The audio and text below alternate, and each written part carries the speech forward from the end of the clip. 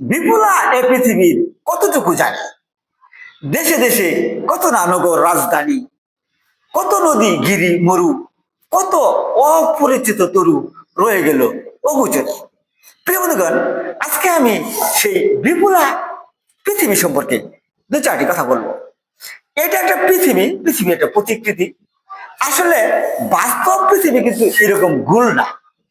পৃথিবী কমলা লেবুর মতো কিছুটা গোলাকার, কিন্তু উত্তরে এবং দক্ষিণ মেরুতে চ্যাপ্টা। আজকে আমি ব্যাখ্যা করব এই পৃথিবী চ্যাপ্টা হওয়ার কারণ কি।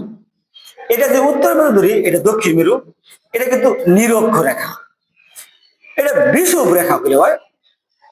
এই বিষুবীয় অঞ্চল থেকে কেন্দ্র এবং মেরু অঞ্চল থেকে কেন্দ্রের দূরত্ব কিন্তু এক না।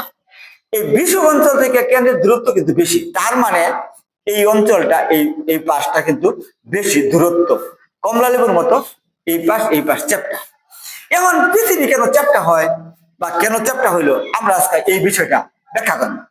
আমরা জানি মহা বিস্ফোরণের ফলে কিন্তু এই পৃথিবীতে তৈরি হয়েছে চন্দ্র সূর্য গ্রহ নক্ষত্র মেঘমালা থেকে শুরু করে যত সব দূর গ্রহ যেগুলো আছে, নক্ষত্র মন্ডলী যা আছে, সবকিছু কিন্তু আসলে একটা বিস্ফোরণের পরে তৈরি হয়েছে।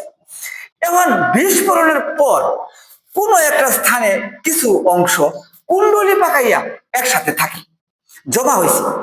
এখন নিউটনের একটা সূত্র আছে, মহাকর্ষ সূত্র। প্রকৃতি জগতের প্রতিটি বস্তুকণা একে অপরকে তার নিজের দিকে আকর্ষণ করে।